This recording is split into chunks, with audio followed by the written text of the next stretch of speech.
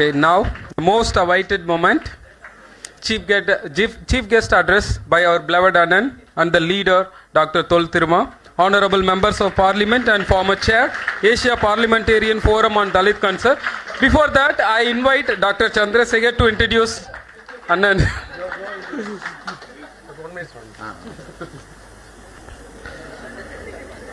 I don't wish to stop, and I would like to make a few statements about Dr. Tol Thiruma. Since students are here, he is the person raised voice when all of them are asking for 33% reservation for women. He is the person raised 50% reservation for women in the parliament. And moreover, Periyarism plus Ambedkarism plus Marxism, he joined all together. When he actually started his political party, he made a principle that the annihilation of caste. This is the only party in the world, I would say this is the only party that has annihilation of caste as a principle. And he made a strong statement when Prime Minister Narendra Modi did not discuss about RBI and announced demonetization. He made a statement that it is an economic war on common people. No political party member made that statement.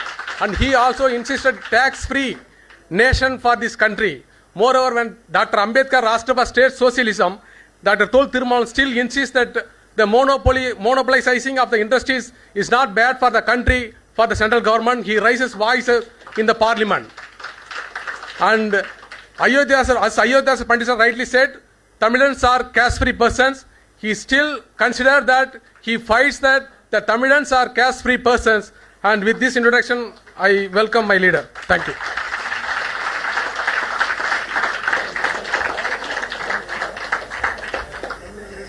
Jai Bhim.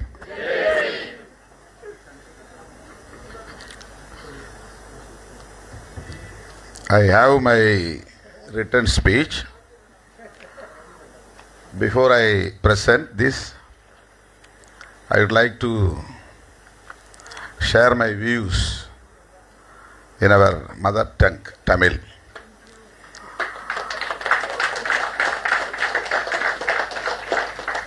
அனைவருக்கும் வணக்கம். இந்த நிகழ்வில் பங்கேற்று இதனை சிறப்பிக்கிற வகையில் வரவேற்புரையாற்றி அமர்ந்திருக்கிற கல்லூரியின் முதல்வர் டாக்டர் ராஜ சாமுவேல் அவர்களே, துவக்க உரை அறிமுக உரை ஆற்றி அமர்ந்திருக்கிற மதிப்பிற்குரிய அண்ணன் டாக்டர் வி.ஏ. ரமேஷ்நாதன் அவர்களே, இந்நிகழ்வில் பங்கேற்று கருத்துரை வழங்கி அமர்ந்திருக்கிற அன்பு சகோதரி மிஸ் பீனா பள்ளிக்கால் அவர்களே, இணைய வழி வந்து நம்மிடையே உரையாற்றிய டாக்டர் அசங் வாங்கடே அவர்களே, அதேபோல இணைய வழி நம்மிடையே உரையாற்றிய அன்பு சகோதரி குயின் பீசங் அவர்களே, முழுமையாக தன்னுடைய நேரத்தை, வாழ்க்கையை தலித் மனித உரிமைகளுக்காக ஒப்படைத்து கொண்டு பணியாற்றி வருகிற உலகளாவிய அளவில் அறிவார்ந்தவர்களை அணிதிரட்டி வருகிற மதிப்பிற்குரிய அண்ணன் டாக்டர் பால் திவாகர் நமலா அவர்களே, மற்றும் இந்த நிகழ்வில் பங்கேற்று இதனை சிறப்பித்துக் கொண்டிருக்கிற பேராசிரியர் பெருமக்களே,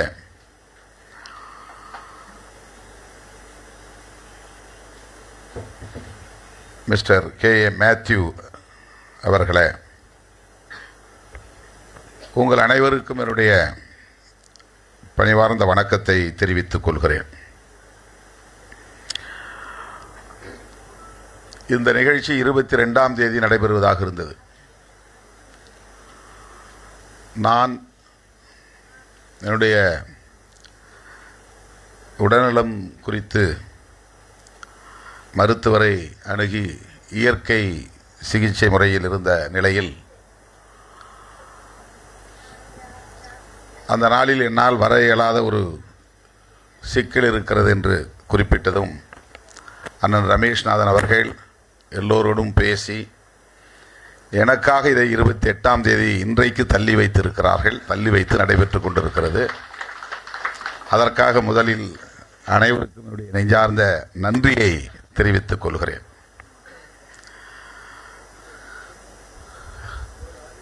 இது 5வதாக நடைபெறுகிற ஒரு சிம்போசியம். ஏற்கனவே நாக்பூர் உள்ளிட்ட பல்வேறு இடங்களில் 4 இடங்களில் நடைபெற்று இது 5வதாக நடைபெறுகிறது. உலகளாவிய அளவில் சமூகத்தில் நிலவும் பாகுபாடுகளை களைவதற்கான ஒரு மாநாடு symposium on elimination of global caste and analogous system of social hierarchies. சமூக ஏற்றத்தாழ்வுகளை கொண்ட காஸ்ட் சிஸ்டம், சாதிய கட்டமைப்பு முறை, அதேபோல சிமிலர் சிஸ்டம், உலகத்தில் வேறு எந்த நாடுகளில் இதே போன்ற சமூக பாகுபாடுகள் உள்ளனவோ அவை அனைத்தையும் எலிமினேட் செய்வதற்கான, நீக்குவதற்கான, அப்புறப்படுத்துவதற்கான ஒரு கருத்து பகிர்வு இந்த நிகழ்வு. இந்திய அளவில் சாதியை ஒழிக்க வேண்டும் என்பதை தாண்டி ஒரு குளோபல் பெர்ஸ்பெக்டிவ் நமக்கு தேவைப்படுகிறது. உலகளாவிய அளவில் டிஸ்கிரிமினேஷன் இருக்கிறது, வெவ்வேறு பெயர்களில் உள்ளன. அவற்றையெல்லாம் அடியோடு அழித்தொழிக்க வேண்டும் என்கிற நோக்கில் சர்வதேச சமூகத்தின் ஆதரவை திரட்டுவதற்கான ஒரு முயற்சி.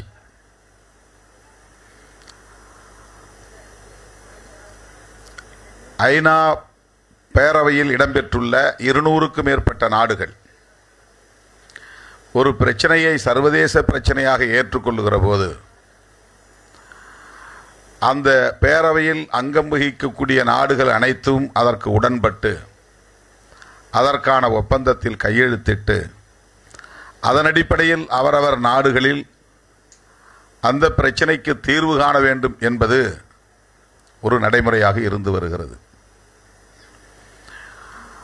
ஆகவே காஸ்ட் டிஸ்கிரிமினேஷன் என்பதை ஒரு குளோபல் இஷ்யூ, சர்வதேச பிரச்சனை என்கிற வகையில் இதை நாம் முன்னிறுத்தி UN ஜெனரல் அசம்பிளி,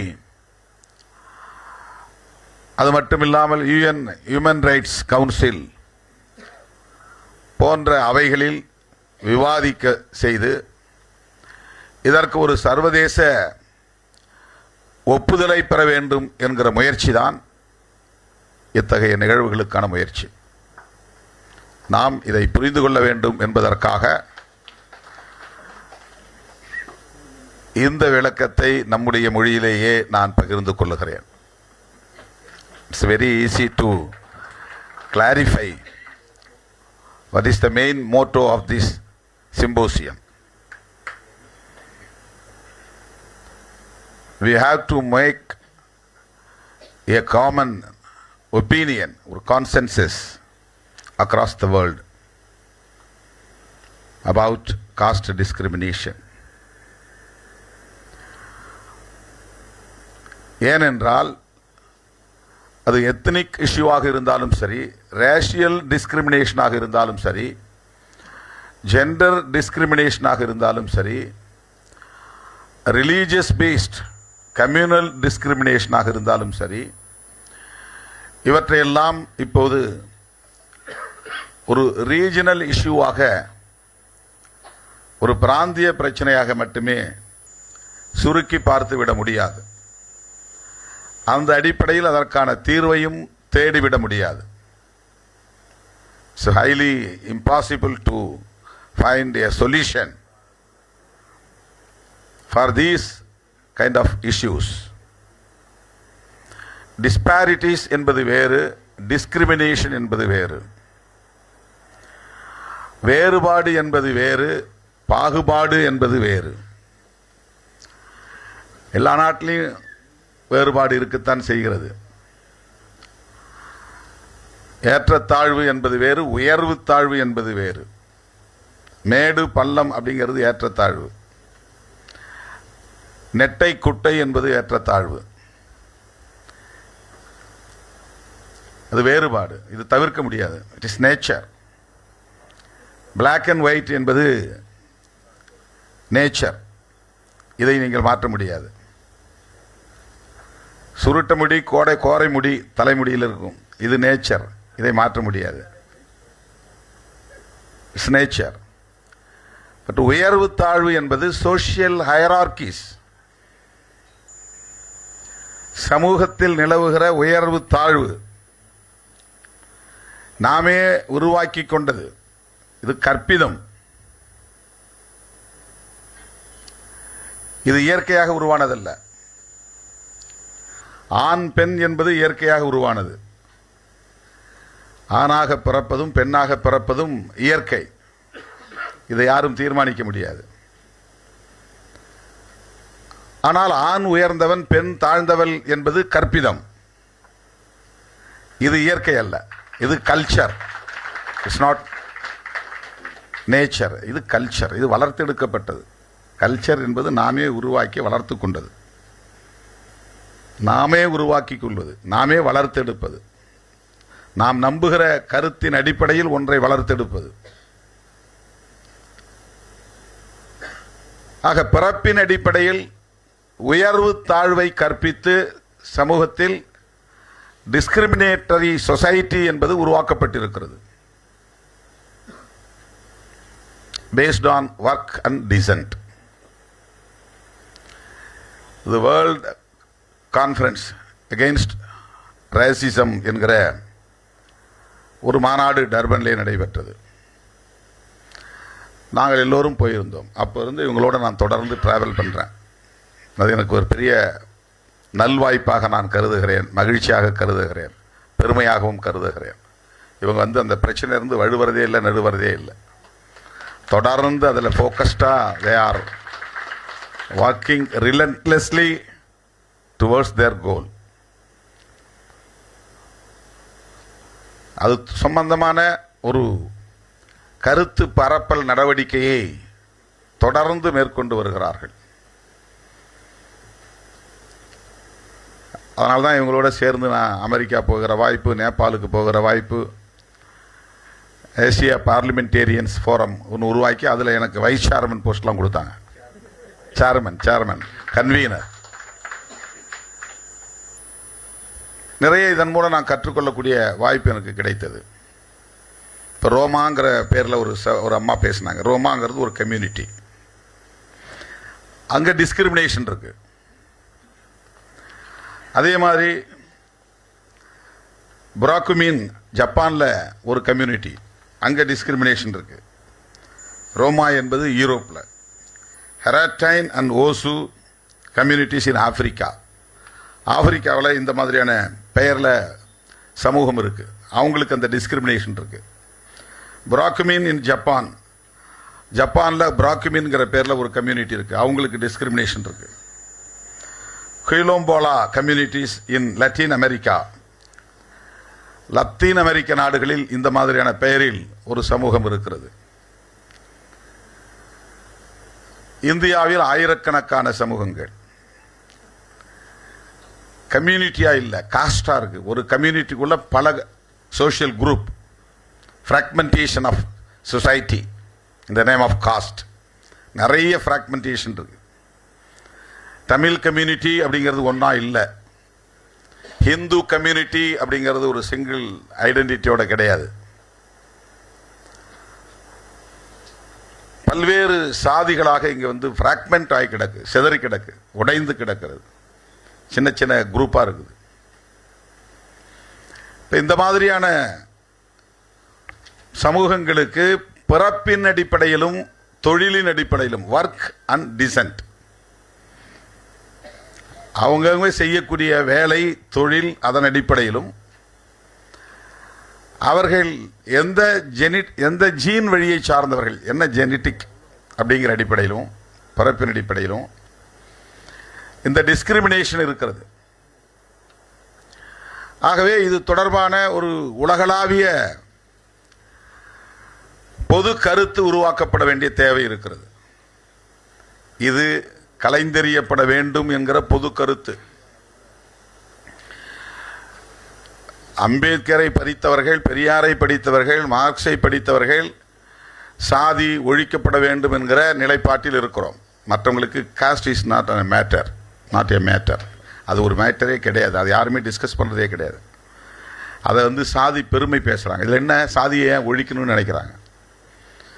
சாதி விட்டு சாதி திருமணம் பண்ணால் ஹானர் கில்லிங் பண்ணணும், அது சரிதான், நியாயம்தான் என்று சொல்லக்கூடியவர்கள் நிறைய இருக்காங்க. சாதி ஒழிக்கப்பட வேண்டும் என்று சொல்லக்கூடியவர்களின் எண்ணிக்கை இன்னைக்கு குறைவாக தான் இருக்குது, இன்னும் மெஜாரிட்டி ஆகலை. இந்த டிஸ்கிரிமினேஷன் தப்புன்னு சொல்லக்கூடிய பொது கருத்து இன்னும் வலுப்பெறவில்லை.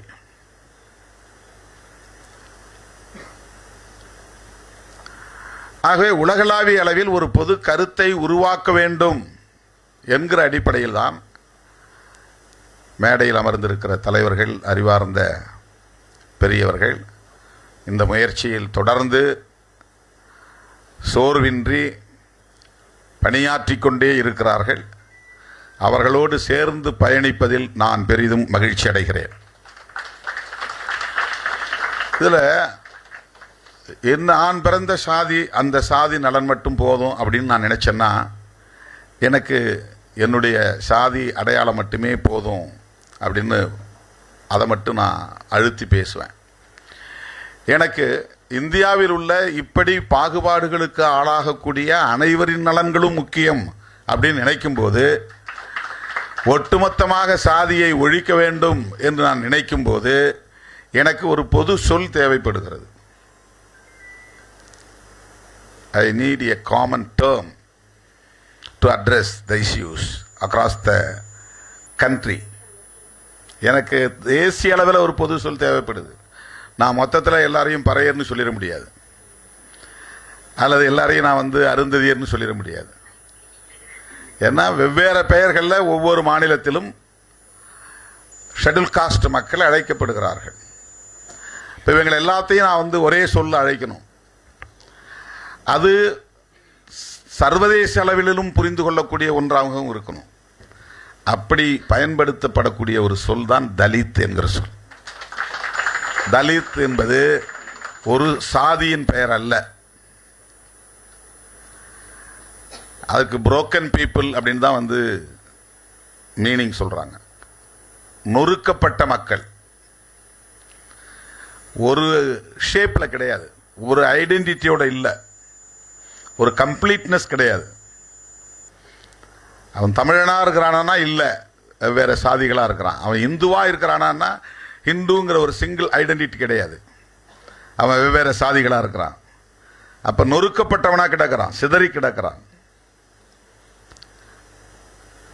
ஒன்று சேர முடியாமல் கிடக்கிறான். ஒவ்வொரு தனி மனிதனும் தனித்தனி சில்லு சில்லாக சிதறி கிடக்கிறான். ஒரு ஓட்டை உடைச்சா சில்லு சில்லா போயிருதுல, திருப்பி ஒட்ட முடியாது. அந்த மாதிரி இந்தியாவில் இருக்கிற ஷெட்யூல் காஸ்ட் பீப்புள் சிதறி கிடக்கிற காரணத்தினால், சில்லு சில்லாக சிதறி கிடக்கிற காரணத்தினால் அவர்களை அழைப்பதற்கென்று ஒரு பொது பெயர் தலித் என்பது அறிமுகப்படுத்தப்பட்டு அது நடைமுறையில் இருந்து வருகிறது. அதற்குரிய விளக்கத்தை சொல்லும்போது ஒவ்வொருத்தருடைய மேனிஃபெஸ்டோவிலையும் என்ன சொல்றாங்கன்னா, தலித் பேந்தர்ஸ் ஆஃப் இந்தியா உருவான காலத்திலேயே 1972 they published their manifesto. அதில் வாட் இஸ் தலித் அப்படிங்கிறதுக்கு அவங்க டிஃபைன் பண்ணுறாங்க. Socially, educationally, economically, politically suppressed and oppressed people. அவ்வளவுதான். No caste identity. சமூக ரீதியாக, பொருளாதார கல்வி ரீதியாக, பொருளாதார ரீதியாக, அரசியல் ரீதியாக யாரெல்லாம் ஒடுக்கப்பட்டவர்களோ அவர்கள் எல்லோரும் தலித்துகள். இதுதான் டெஃபினேஷன் ஆஃப் தலித். அப்படி பண்ணா 100% ஆஃப் விமன் ஆர் தலித். எல்லா சமுதாயத்தை சார்ந்த பெண்களும் தலித்துகள் தான். அதில் ஒருத்த கூட அதில் வந்து எக்ஸ்க்ளூட் ஆக முடியாது அந்த டெஃபினிஷன் படி. ஆனால் இன்றைக்கி என்னங்க ஆகிப்போச்சுன்னா, எனக்கு தலித்து வேண்டாம், எனக்கு தலித்து வேண்டாம், தலித்துன்னு சொல்லக்கூடாது அப்படின்னு ஒரு பாலிட்டிக்ஸ் இங்கே நடக்குது. ஏன்னா இந்த தலித் கன்சாலிடேஷன் நடக்கக்கூடாதுன்னு நினைக்கிறாங்க. இந்த name of Dalit, these people should not be consolidated for their welfare. அவருடைய நலன்களுக்காக அவர்கள் கன்சாலிடேட் ஆகக்கூடாது என்று கருதுகிறார்கள். நான் ஷெட்யூல் காஸ்ட்ங்கிற பேரில் ஆர்கனைஸ் ஆனாங்க, அது இந்திய அளவில் தான் தெரியும். தலித் என்கிற பேரில் போகும்போது எந்த உலகத்தில் எந்த நாட்டில் போய் நின்று நீங்கள் தலித்துன்னு சொன்னாலும் அவன் ஈஸியாக அண்டர்ஸ்டாண்ட் பண்ணிக்குவான், புரிஞ்சுக்குவான். தலித்னா யார் அப்படின்னு அவன் புரிஞ்சுக்குவான். Socially excluded people who are called as Dalit. சமூக ரீதியாக புறக்கணிக்கப்பட்டவர்கள், வஞ்சிக்கப்பட்டவர்கள், ஏமாற்றப்பட்டவர்கள், உரிமைகள் மறுக்கப்பட்டவர்கள், பறிக்கப்பட்டவர்கள், இவர்கள் எல்லோரும் தலித் அப்படிங்கிறது உலகத்தில் எந்த மூலையில் போய் சொன்னாலும் அவங்களுக்கு தெரியும். அப்படி ஒரு ஐடென்டிட்டி உருவாகக்கூடாதுன்னு நினைக்கிற சனாதன சக்திகள் இந்த சமூகத்தில் இருப்பவர்களையே அப்படி பேச வைக்கிறார்கள். எங்களுக்கு தலித்துலாம் சொல்லக்கூடாது, சாதி பெருமை பேசுகிற ஒரு அரசியல் இங்கே நடக்கிறது. சில பேர் சாதி பெருமையை சாதி பெருமைன்னு சொல்ல வேணாம், குடிப்பெருமைன்னு சொல்லலாம் அப்படின்னு குடிப்பெருமை என்று சாதியை பாதுகாக்கிற முயற்சியில் ஈடுபடுகிறார்கள். அது ஒரு சங்கித்தனமான அரசியல். இது சாதியை ஒழிக்க வேண்டும் என்று சொல்லுகிற போது அப்புறம் அதில் என்ன பெருமை இருக்கு? என்ன பறையன்னு சொல்லிட்டானா நான் இழிவானவனா? அது எனக்கு பெருமைக்குரிய சொல். எங்க தாத்தா ரெட்டமலை சீனிவாசன் அப்படிதான் சொன்னார். அம்பேத்கரை பார்த்த பிறகு அந்த விஷயத்தை விட்டார் ரெட்டமலை சீனிவாசன். அம்பேத்கரை பார்த்த பிறகு, அவரை விட வயதில் மிக இளையவர் அம்பேத்கர், அவரை பார்த்த பிறகு அவர் தான் என் தலைவர்னு அவர் ஐடென்டிஃபை பண்ண பிறகு அதுக்கப்புறம் அவர் இந்த பறையங்கிற பெருமை அதெல்லாம் அவர் பேசுறது கிடையாது. அதை எவனும் பேச மாட்டான். இப்போ இந்த சிம்போசியம் வந்து எலிமினேஷன் இருக்கு. எலிமினேஷன்ங்கிறது வந்து அப்புறப்படுத்துதல். ஒரு இடத்துல இருந்து தூக்கி இன்னொரு இடத்துல போட்டுறது, இங்கே கிடைக்கிற தூக்கி எடுத்து வெளில போட்டுறது. எராடிகேஷன்னா துடைக்கிறது, சுத்தமாக இல்லாமல் அழித்தொழி, சுத்தமாக தொடை தெரியாது எராடிகேஷன். ஆனால் அம்பேத்கர் எராடிகேஷன் சொல்லலை, எலிமினேஷன் சொல்லலை, அனிகிலேஷன் சொன்னார். அனிகிலேஷன் சொன்னால் எங்கேயுமே இது இருக்கக்கூடாது, புண்டற்று வேரோடு கெல்லி எரியப்பட வேண்டும்.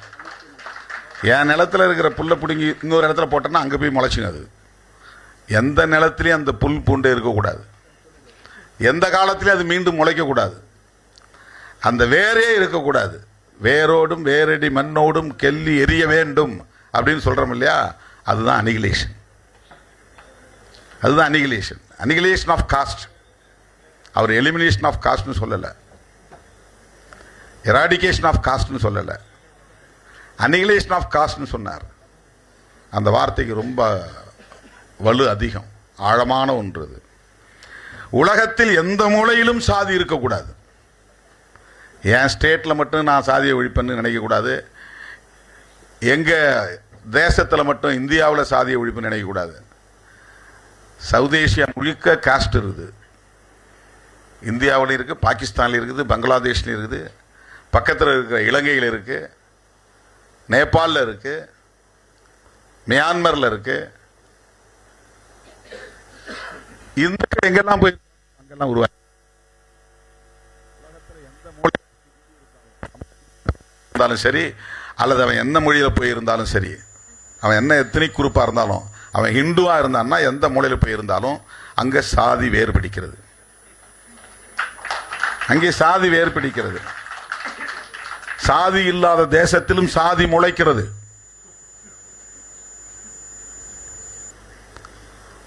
அதனால்தான் அப்ரூட் இந்துத்துவா என்று புரட்சியாளர் அம்பேத்கர் இந்துத்துவத்தை வேறறுப்போம் என்று சொன்னார். அதனால்தான் பெரியார் இந்து மதம் சாதியை உயிர் மூச்சாக கொண்டிருக்கிற வரையில் இந்து மதத்தை வீழ்த்தாமல், சாய்க்காமல் சாதியை ஒழிக்க முடியாதுன்னு சொல்றாரு. இதுதான் ரொம்ப கான்ட்ரவர்சியலான ஒரு சப்ஜெக்ட் தான் இது. அதனால்தான் பெரியாரை டார்கெட் பண்ணி பெரியாருங்கிற பிம்பத்தையே ஒழிச்சிட்டா சாதி ஒழிப்புங்கிற அரசியலே ஒழிச்சிட முடியும் அப்படின்னு நினைக்கிறாங்க.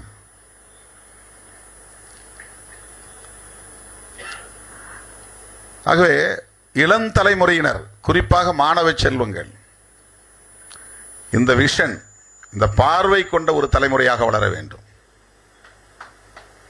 நீங்க என்ன செய்ய போறீங்கிறது அப்புறம் நீங்க முடிவு பண்ணுங்க. But you have this kind of vision. What is our society? What is our social structure? Why this discrimination is sustaining generation to generation? ஏன் இவ்வளவு காலமா இது நீடிக்கிறது? இதை புரிந்து கொள்ள வேண்டிய தேவை இருக்கிறது. இதை புரிஞ்சிக்காம இருந்தா காஸ்ட்ல என்ன இருக்குது, நாங்கள் யாரும் பார்க்குறோம் காஸ்ட்டை, இங்கே யாரும் காஸ்ட் பார்க்கறது இல்லையே அப்படின்னு நம்ம மேலோட்டமாக சொல்லிட்டு போயிடுவோம். ஆனால் நாங்கள் யாரும் காஸ்ட் பார்க்கறது இல்லைன்ட்டு நீ எங்கே போறீங்க? உங்கள் தெருவுக்கு போறீங்க. நான் எங்கே போகிறேன்? என் தெருவுக்கு போகிறேன். நாங்கள் யாரும் காஸ்ட் பார்க்கறது இல்லையே அப்படின்னு சொல்லிட்டு நாம் என்ன பண்ணுறோம்? எங்கள் சாதியிலே நான் பொண்ணு பார்க்குறேன், உங்கள் சாதியிலே நீங்கள் மாப்பிள்ளை பார்க்குறீங்க. இது ஏன் நிகழ்கிறது? நம்ம பொறுப்பு இல்லை. நாம் அப்படிப்பட்ட சொசைட்டியில் வாழறோம், நம்ம அந்த மாதிரியான சமூகத்தில் வாழறோம். இங்கே ஒரு எஸ்டாப்ளிஷ்டு சொசைட்டி இருக்கிறது, ஒரு நிலைப்படுத்தப்பட்ட நிறுவனமயமாக்கப்பட்ட ஒரு சமூக கட்டமைப்பு இங்கே நிலவுகிறது. அது உன்னையும் விடாது, என்னையும் விடாது. என்ன முற்போக்கான சிந்தனைகளை நாம் உள்வாங்கினாலும் கூட அது நம்மை மறுபடியும் மறுபடியும் அதன் வழிக்கே நம்மை இழுக்கும்.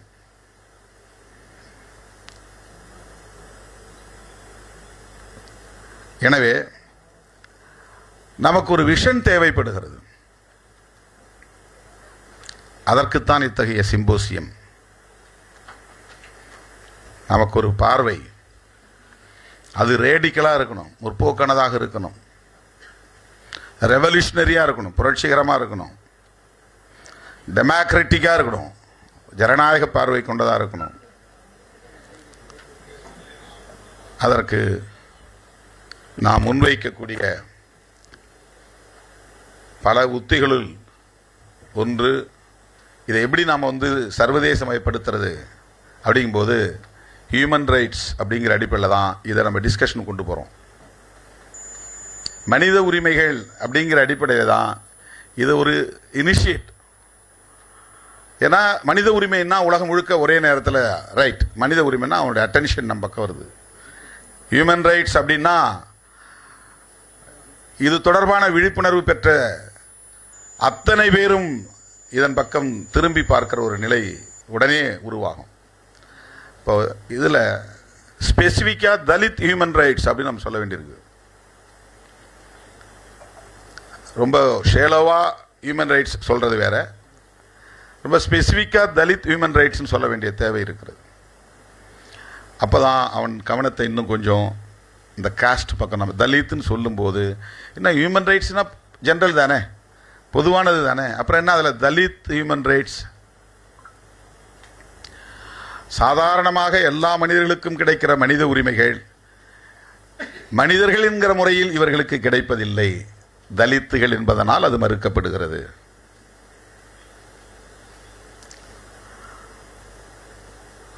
ஒரு பெண் என்கிற முறையில் சந்திக்கிற கொடுமை ஒரு புறம், அது எல்லா பெண்களுக்கும் நிகழக்கூடியது. ஆனால் தலித் பெண் என்கிற போது அதனுடைய வலி இன்னும் கூடுதலாக மாறுகிறது. கேட்க நாதி இல்லை, எதிர்க்க போதிய வலு இல்லை, எப்படியும் இவர்களை கையாள முடியும் என்கிற ஒரு உளவியல், ஒரு மைண்ட் செட்.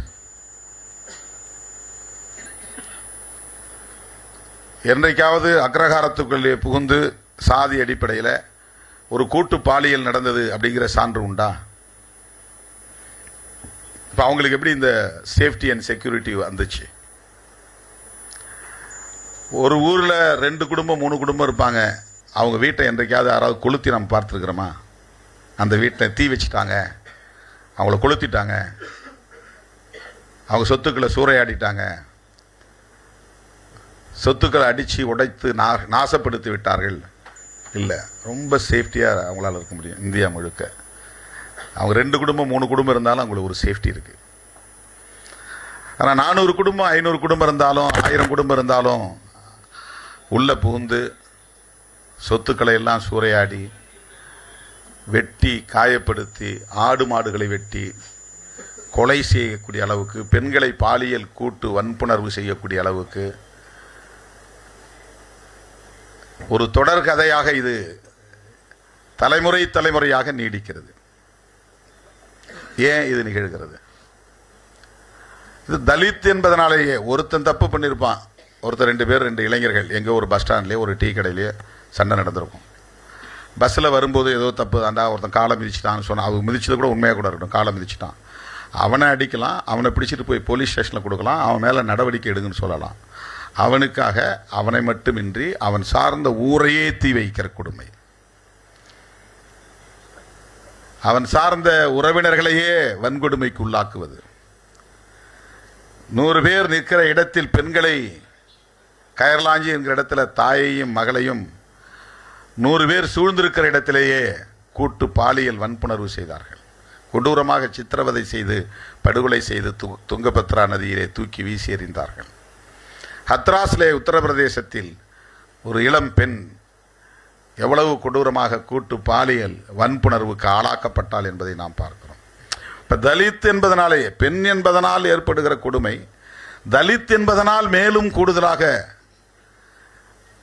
பல ஆண்கள் கூடியிருக்கிற இடத்தில் பெண்களை நிர்வாணப்படுத்தி கொடுமைப்படுத்தி மாறி மாறி அவரை வன்புணர்வு செய்கிற அளவுக்கான ஒரு உளவியல். அது என்ன மாதிரியான உளவியல்? யோசிச்சு பாருங்க. அது மிருகத்தனத்தையும் தாண்டிய ஒரு உளவியல், பைத்தியக்காரத்தனத்தையும் மோசமான ஒரு உளவியல், எந்த வகையிலும் நியாயப்படுத்த முடியாத ஒரு கேவலமான ஒரு உளவியல். அது ஒரு மைண்ட் செட். அதனால்தான் ஹியூமன் ரைட்ஸ் அப்படின்னு சொல்றதுல ஒரு பொதுவான அணுகுமுறை இருந்தாலும் தலித் ஹியூமன் ரைட்ஸ்னு சொல்ல வேண்டிய தேவை வருகிறது. அப்போதான் நம்ம காஸ்ட் டிஸ்கிரிமினேஷன் பக்கம் உலக சமூகத்தின், சர்வதேச சமூகத்தின் பார்வையை கொண்டுட்டு வர முடியும்.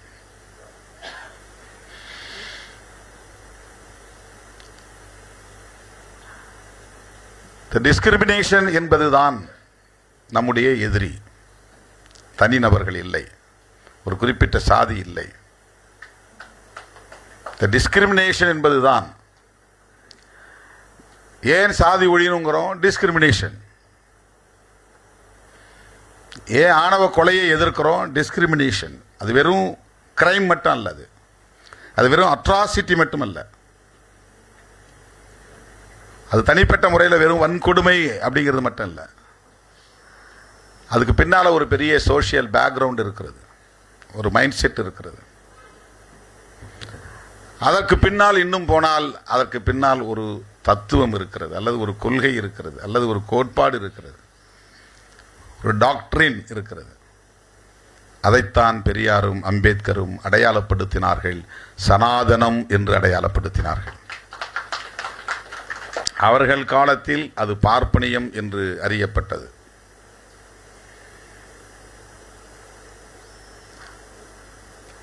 தத்துவார்த்த பார்வை உள்ளவர்கள் பார்வையில் அது சனாதனமாக அறியப்பட்டது.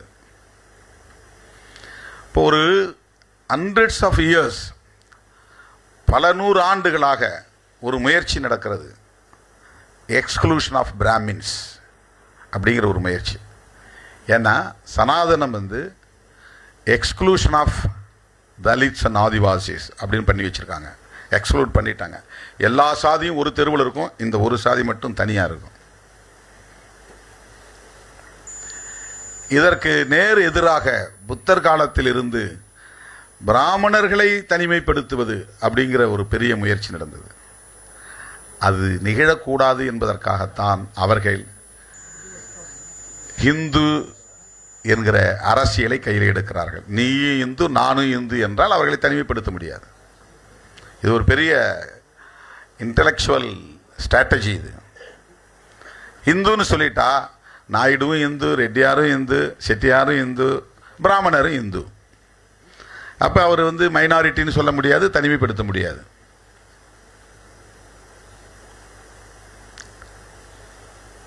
அதை பாதுகாப்பதற்கு, தக்க வைப்பதற்கு அவர்கள் வரையறுத்திருக்கிற அஜெண்டா அதுதான் இந்துத்துவா. இந்துத்துவா என்பது வேறு, ஹிந்துயிசம் என்பது வேறு. அது நமக்கு ஒரு கிளாரிட்டி வேணும். இந்துயிசம்ங்கிறது இந்து மக்களுடைய நம்பிக்கை. சிவன் இருக்கிறான்னு நம்புறது இந்துயிசம், மகாவிஷ்ணு இருக்கிறான்னு நம்புறது இந்துயிசம், முருகப்பெருமானை நம்புவது இந்துயிசம், விநாயகமூர்த்தியை வணங்குவது இந்துயிசம்.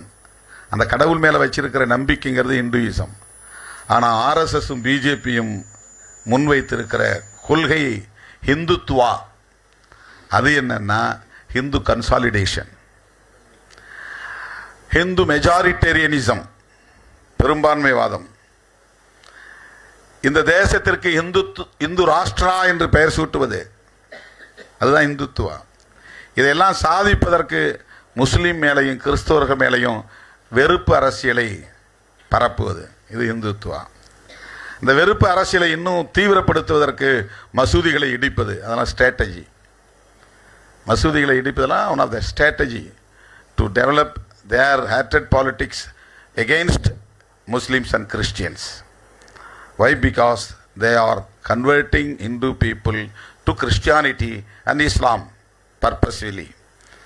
இப்படி சொல்றான். அவங்க மதம் மாற்றம் செய்கிறாங்க, அவங்க மதமாற்றம் செய்கிறாங்க.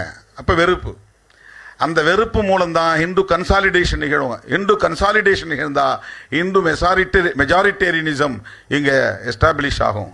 இந்து மெஜாரிட்டேரியனிசம் வந்துருச்சுன்னு சொன்னால் அவங்க தொடர்ந்து ஆட்சியில் இருப்பாங்க. They will throw away the constitution which made by doctor B.R. Ambedkar. அவங்களுடைய முதல் எதிரி, the first enemy, the primary enemy is the constitution of India. அவங்களுக்கு காங்கிரஸு, கம்யூனிஸ்ட்டு, டிஎம்கே இதெல்லாம் எலக்டோரல் எனிமீஸ், அப்பப்போ சீசனல் எனிமீஸ். அவங்க டெம்பரரி எனிமீஸ். அவங்களுடைய permanent enemy, primary enmity எதுக்கு எதிராகன்னா த கான்ஸ்டிடியூஷன் தான். ஏனென்றால் அது மிக முக்கியமான ஒரு தத்துவத்தை அடிப்படையாக கொண்டிருக்கிறது. செக்யூலர் ஸ்டேட் என்பதுதான் அவர்களால் ஏற்றுக்கொள்ள முடியாத ஒன்று. அப்போ அவங்களுக்கு ஸ்டேட் ரிலீஜன் வேணும். இந்த தேசத்திற்கு இந்து ராஷ்டிரா என்று பெயர் சூட்ட வேண்டும். இதற்கு பெரிய தடையாக இருப்பது constitution of India, preamble of the constitution. Pluralism அவங்களுக்கு எதிரி, செக்யூலரிசம் அவங்களுக்கு எதிரி, ஃபெடரலிசம் அவங்களுக்கு எதிரி. இதெல்லாம் content of the constitution, basic factors of the constitution. Justice, liberty, equality and fraternity. Equality and ஃப்ரெட்டர்னிட்டினா அவங்களால தாங்கிக்கவே முடியாது, அவங்கள சகித்து கொள்ளவே முடியாது. ஏன்னா அந்த சோஷியல் ஆர்டர் மாறுது. காலங்காலமாக இருந்த சோஷியல் ஆர்டர் தலைகீழ புரளுது. இப்போ இதையெல்லாம் தூக்கி எறியணும். அதை வெளிப்படையாக சொல்ல முடியாது. அம்பேத்கரை வெளிப்படையாக எதிர்க்க முடியாது. இது பிராக்டிக்கலாக இருக்கிற பிரச்சனை உங்களுக்கு. அம்பேத்கரை வெளிப்படையாக எதிர்த்தா இந்தியா முழுக்க 30 கோடிக்கு மேலான மக்கள் அவரை குலதெய்வமாக கும்பிட்டுக்கிட்டு இருக்கிறான். அவன் பூரா எதிராக திரும்பிடுவான். எலக்டோரலாக அவங்களுக்கு பெரிய எஃபெக்ட், பாதிப்பு உருவாகும். பெரியாரை எதிர்த்தா பிரச்சனை கிடையாது, நமக்கு எலக்டோரலாக எந்த பாதிப்பும் வராது. அம்பேத்கரை எதிர்த்தா எலக்டோரலாக பெரிய பாதிப்பை சந்திக்க நேரும். இதெல்லாம் நாம் புரிந்து கொள்ள வேண்டிய முக்கியமான ஒரு செய்தி. அந்த அடிப்படையில் தான் நம்முடைய தலைவர்கள், மேடையில் அமர்ந்திருக்கிற தலைவர்கள், இந்த சிம்போசியம், இந்த கருத்தமர்வை ஒருங்கிணைத்திருக்கிறார்கள். அது தொடர்பான ஒரு ரிட்டன் ஸ்பீச் என்கிட்ட இருக்குது. அதை ஜெராக்ஸ் எடுத்து உங்களுக்கு எல்லாருக்கும் நான் கொடுத்துட்றேன். அதை நீங்கள் படித்து பாருங்கள். ஏன்னா கிட்டத்தட்ட 10 நிமிஷத்துக்கு மேலே ஆகும் இதை நான் படிக்க. நீங்கள் ஓகே சொன்னால் படிக்கிறேன், அப்படி இல்லைன்னு சொன்னால் இதுதான் content of the symposium, vision of the symposium. But we have to work hard to annihilate the caste system in our country with the ideology of Dr. B.R. Ambedkar. அம்பேத்கரை வெறும் தலித் தலைவராக பார்க்குறவனுக்கு இதெல்லாம் புரிஞ்சிக்க முடியாது. அம்பேத்கரை ஒரு தலித் ஐடென்டிட்டியோடு பார்க்குறவனால இதை புரிஞ்சிக்க முடியாது.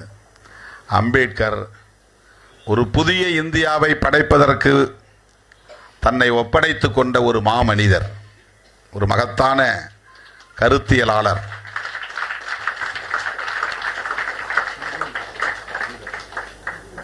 குறிப்பாக மாணவ செல்வங்கள், அதுவும் இந்த துறையில் Madras school of social work, சமூக சேவை புரிய வேண்டும் என்கிற அந்த மைண்ட் செட்டோட இங்கே மாணவர்களாக வந்திருக்கிற நீங்கள் அம்பேத்கரை முழுமையாக படிக்க வேண்டும், பெரியாரையும் படிக்க வேண்டும், சர்வதேச அளவில் பெரும் தாக்கத்தை ஏற்படுத்திய மாமேதை மார்க்ஸ் அவர்களையும் படிக்க வேண்டும். இந்த கருத்துக்களோடு இளம் தலைமுறையினர் பொது வாழ்வில் தங்களை ஈடுபடுத்திக் கொள்ள வேண்டும் என்கிற வேண்டுகோளோடு இந்த வாய்ப்புக்கு எனது நன்றியை தெரிவித்து எனது உரையை உங்களுக்கு ஜெராக்ஸ் நகல் எடுத்து வழங்கப்படும் என்பதை தெரிவித்து நேரத்தின் அருமை கருதி முடிக்கிறேன். நன்றி, வணக்கம்.